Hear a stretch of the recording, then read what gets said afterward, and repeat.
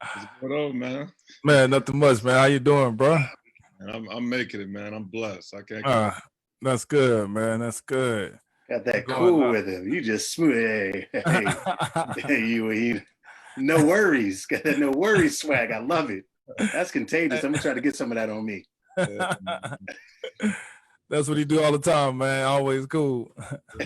laid back. That's it, man. Oh, this is awesome, man. So, um, man, welcome to day 3 of Game Beyond the Game. Presents, Talk That Talk, man. I'm here with my man Stan for this 21-day transition, and he's going to introduce himself. Go ahead, Stan. Absolutely. I'm your MC host for this 21-day transition. I'm a celebrity mindset consultant, award-winning speaker, teach people how to be a better version of themselves from the inside out, from the neck up, and couldn't be happier to be here with Chief Visionary for Game Beyond the Game, the former Georgia Tech Institute standout, PJ Daniels, Prince Daniels Jr., and former Baltimore Ravens running back. So Prince, thanks for having us. Tell us a little bit. Man, I'm just blessed. I'm blessed to be here. I'm blessed to hear everyone's story because I feel that everyone has a story to tell and we can inspire each other no matter where we are in the world, man. So this is awesome. So, Sapp, I'm looking forward to you introducing yourself, but I just want to say thank you for being here, man. Cool. Thanks for having me, man. Cool. Now, today is, again, another great day with Game Beyond the Game, and we're fortunate enough to have a guest that has an amazing story that he's going to share and his journey. So I want to present to you all former standout in the NFL as well as Notre Dame University and former Harvard grad as well, Mr. Gerome Sapp. Round of applause, stomp your feet, clap your hands wherever you are. I feel it in the vibe. Welcome. Thank you for being here. I appreciate it. Thank you guys for having me and giving me this platform to talk about my story. I appreciate that. Oh, man, no problem, man. All time. Yeah, it's been a while. Yeah. Now, please go ahead. I know that there's a couple different levels, to your story. So feel free to jump in wherever's best, and we can certainly go from there because I know we definitely want to jump into some little guys, some little men that you've brought on planet Earth as well, who are doing great. Sure. But wherever you're most comfortable. Well, I'll just start from the beginning. I was born and raised in Houston, Texas. Hey, there you go. Hey, Leaf, baby. Yeah, you went to Elsie, right? Yeah. We from the same. My sister was Elsie. Yeah, man. We from the same area, the community, man. Yeah, exactly. But I spent my first part of my life in Fifth Ward, and like many young African Americans, I grew up without a father. My father was incarcerated, and so my mother raised my brother, sister, and I was a baby. But the biggest thing about that, there was always love in the house, and between my brother and I, it was always a friendly competition, which I think was probably the main reason I got to where I was in life, because I always had an equal, pushing me in a positive way.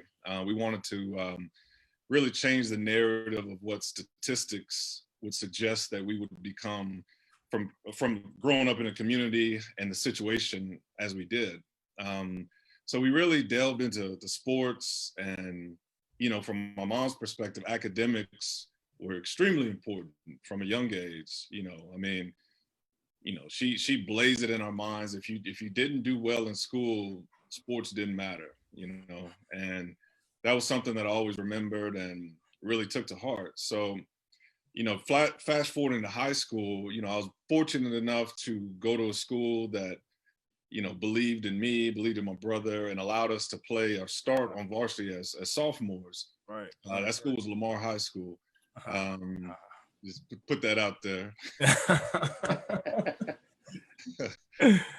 So, by my junior year, I was already an All-American, and, it's just crazy how, God works. We were running backs, my brother and I, but they switched us to safety, and, we never played safety before, but, in hindsight, that was the best decision a coach has ever made for myself.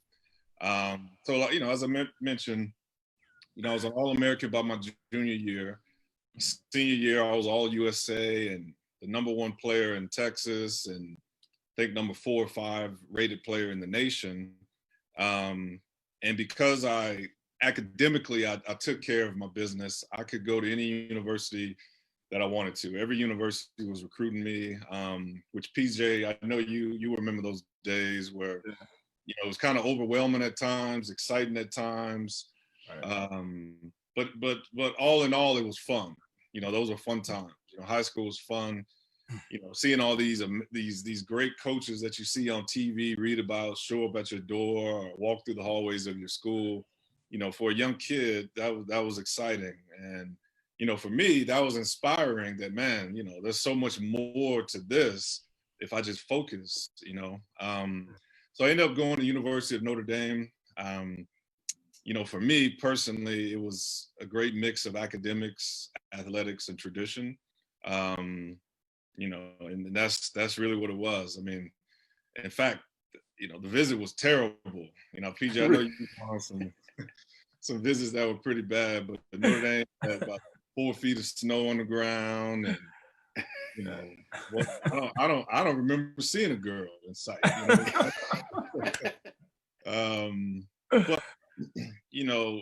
at a certain point in life, a young man has to make a grown-up decision. And for me, that was, I'm not going necessarily to Notre Dame for the next 4 years. It's really the next 40 years that I'm choosing to go to Notre Dame. It's really the degree that I'm going to get and everything that comes along with that. So awesome. That's why I chose Notre Dame. And, it was hard. And, PJ, you can attest to this. I mean, coming from high school to college, that was a huge physical jump. You had guys who had been in a weight and nutrition program for 4 and 5 years, and you're just coming in now as a high school kid. And, I just remember days just thinking, man, there's no way I can make it to the NFL, stuck with it and, really believed in yourself, because there's times that no one else believes in you. But if you had that, in which I did, thankfully, that internal belief that no matter how bad things are, how much I'm messing up, I knew I believed in myself, and I just needed an opportunity, a little bit more time and an opportunity. And I knew I could become the athlete that I knew that I was, and the athlete that they gave a scholarship to. But the challenging part of that too at the University of Notre Dame was the academics as well. I mean, it was tough. I mean, I'm not going to even, it was tough. And, I was a finance major at Notre Dame, so I kind of made it harder on myself a little bit. But I figured, I might as well get the most out of it if I'm there. Plus, you can always use a finance degree, or more importantly, you can always use financial literacy. So, long story short, I had some ups and downs, some injuries, had a really good junior year.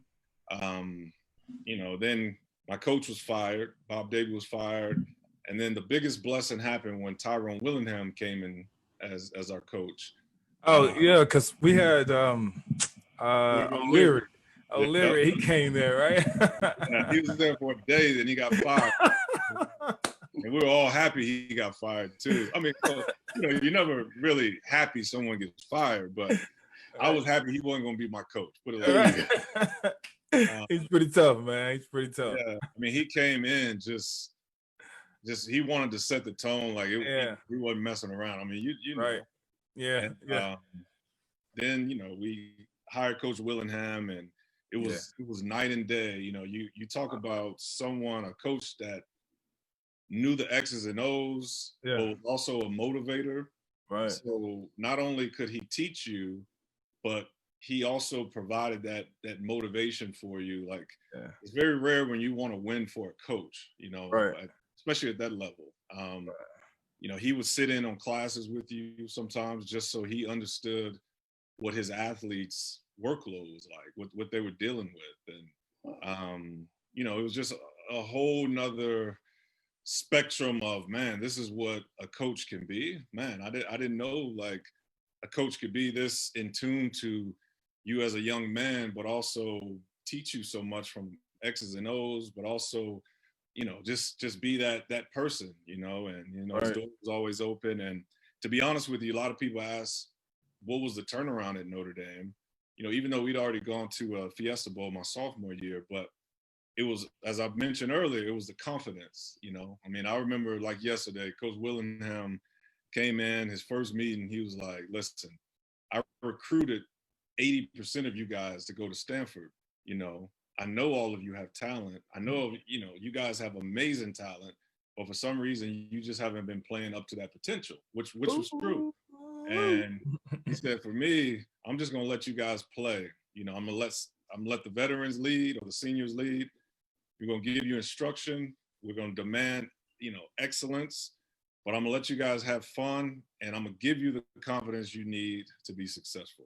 And from that point on, it was like, man, this is what we've been missing, you know? I mean, because as I mentioned, we all believed in, well, most of us believed we were good enough, but to have a coach come in and kind of, you know, he set the tone. Set the tone for it. That is right. Hey, Sapp, you mentioned something when you were younger. You said that you believed in yourself. I feel that sometimes that's like a trait of confidence that you receive from your guardian, like your father or something. So like when he was absent, how did you how did you believe in yourself? What was it that made you believe in yourself? What did you see? Was it like one moment in one game you ran a touchdown, you was like, I can do this all day long? What was it that made you feel like I believe in myself? You know, because a lot of times when you don't have that, you know, influence when you're at home, like Sure. Well, there's a few things. I think first it started mentally, you know, seeing my mother struggle, but always being positive. And, you know, her motto was, you know, hope springs eternal. You know, I mean, tomorrow will always be better. Oh, nice. And if it's not better, the next day will be better. So that's awesome. Started off with that strong mental kind of fortitude of seeing my mom persevere and seeing that, man, like you can persevere too. You can get through anything you want in life if you focus on it enough. So I think that was number one. You know, number two, though my dad was in prison, I remember going to see him and, you know, talking on the phone with the glass. And, you know, he was an avid reader and he left his whole library of books to my brother and I. Awesome. So we were kids reading these adult books because he was a big chess player and he'd always carry a chess pawn with him. And I remember a lot of conversations were around, it doesn't matter, basically, you know, relating life and ourselves to a pawn in the chess game. You know, it's not the biggest, it's not the most powerful, it's not the most nimble. It doesn't have the ability to have resources to move like it wants to, but if played right, a pawn can become the most powerful piece on the board. If the person who's controlling it is determined, consistent, and has a deeper belief in themselves and makes the right moves at the right time too. So that was always instilled in my mind, you know, growing up. And, I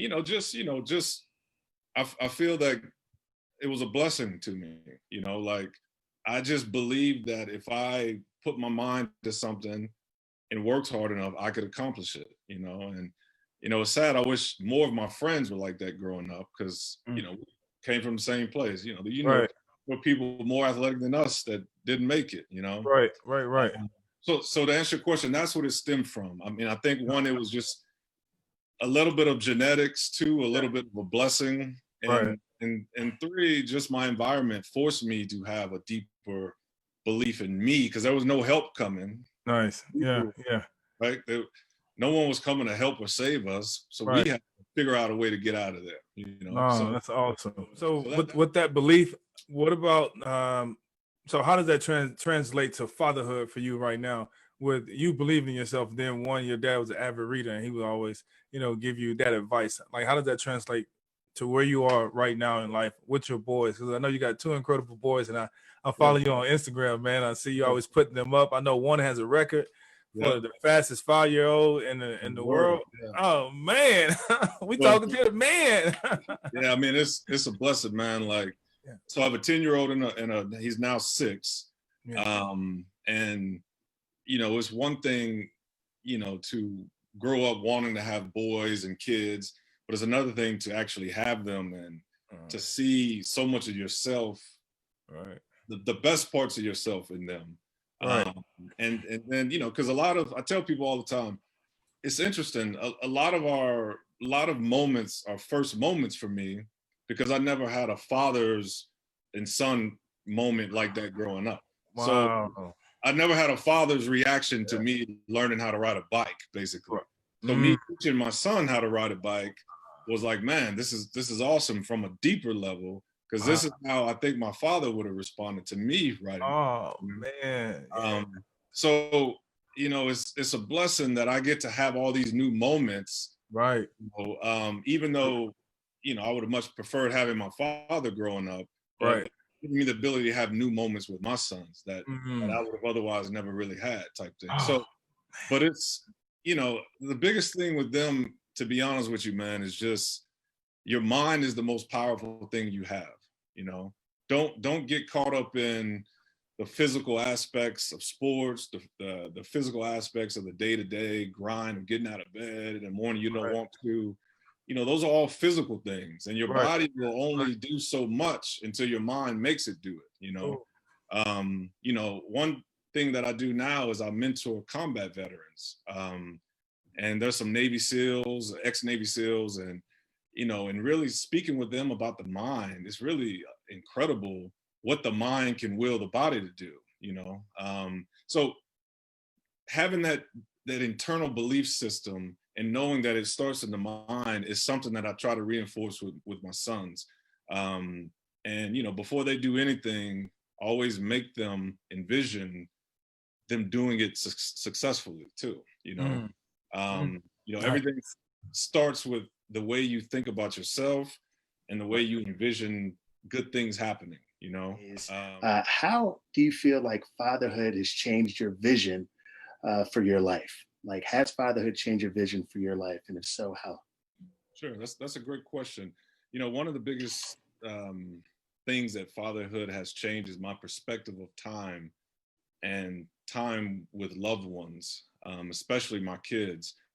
You know, not having a father in the house allowed me to understand the importance of being present and understanding what being present was and what being present wasn't. So, you know, I always say my father's absence gave me, you know, true insight into what true presence really meant. So, you know, when I retired from sports, you know, and PJ can attest to this, you still have this void that's missing for competition. And you know, no other place in the world can you compete against the best athletes week in and week out, and not only do it but do it well too. You know, and not only that, but there's a certain enjoyment you get out of bringing so much pleasure to so many people. You know, with the cheers and stuff like that. And so when you take that away from an athlete, you know, there's a missing void, and athletes try to fill that the best way they can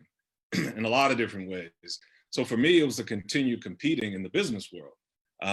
And I attack business the same way that I attack, you know, my training for sports and my preparation for sports. And it got to the point, you know, I had one son, then I had another son, but I was still in that competitive business mode that it was go, go, go. Like, I want to be the best at any cost, even if it means, you know, I'm not there for dinner most nights, or I'm traveling, you know, I'm not on the weekend, so I got to miss some things. And then it really, at one point, it was just like, man, I'm repeating my father's footsteps, but Right. worse so, because at least he was incarcerated. I'm worse because I'm not incarcerated, but I'm choosing to not be here though. So that really opened my eyes and allowed me to really understand, as I just mentioned, what time and patience really meant, and the value of time and the value of your loved ones and the time you spend with them. So at that point, I sold the company I was working with and really just dedicated my time to raising them right and just kind of being there for them. So it slowed me down, and it Yeah. slowed me down in a good way, Right. you know, So that's I think the big thing. It slowed me down and allowed me to have kind of perspective of time in life. Great questions. Right. One, what's some life advice that you can give to your listeners? Or I mean, I know this may sound, very elementary or cliche, but biggest thing, man, don't give up. Yeah, that's a good one. That goes into so many avenues of life, but most people give up way before they need to, basically. Breaking point. Most people give up, and the thing that most people are successful because they never gave up. It's not that they're any smarter necessarily than you. It's not that sometimes they may have more resources, but they just didn't give up. I mean, it's so simple, but it's so hard. I mean, I think human nature is designed to find an easy way out. Starting with pain. Oh, it hurts, so let me stop. Right. Even as a baby, we cry when then we get comforted. Like it's easy to quit. I mean, our body gives us so many different reassurances that quitting could be okay. It's going to feel better. You won't be as tired, Right. You won't be as stressed, but it takes a special person to push beyond that and be like, well, why am I doing this? Why did I start to do this in the beginning? Yeah. No one said it'd be easy. Right. So let me keep going, let me keep going. Obviously there's a way to intelligently keep going. Right. If you're banging your head on the wall, you got to figure out why you're banging your head on the wall and readjust your plan, but just don't quit. I mean, that's so simple, but it rings so true in everything in life. Question: have you ever had a moment where you went and told your kids, like, "Hey, all you have to do is adjust this," and you said it to them, and then immediately they went on the field or they went wherever and they did it, and you had that moment, like, "That's what I'm talking about, son." Absolutely. That's those magical moments, man. Those are definitely magical moments when. Especially, as I mentioned, I think earlier, when you can see elements of yourself in your kid. So for a split second, you remember what you were thinking if someone told you that, and you can see and remember the wheels turning and how that felt, and then to see them actually execute on something that you recommended to them, and not only the joy you feel, but the joy they feel. Right. Not only executing, but also making you happy. I mean That's awesome. Yeah, it's happened a few times. And for those of y'all who continue to be a part of Game Beyond the Game and the Talk That Talk 21-day transition, be sure to make sure you invite other professional athletes that may have a story or just need this camaraderie to make things make sense, as Gerome alluded to before and said very clearly how important the mind is. And this is a place to give the mind ultimate peace and relaxation to help guide you to exactly not just who you were, but who you are and who you are going to be.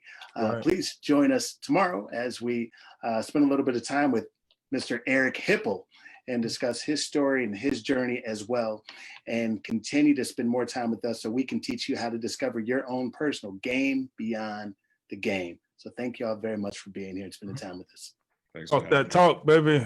Appreciate it, Sapp. Thank you so much, man. Appreciate you, man. All right, man. Have a good one. You too. All right, peace.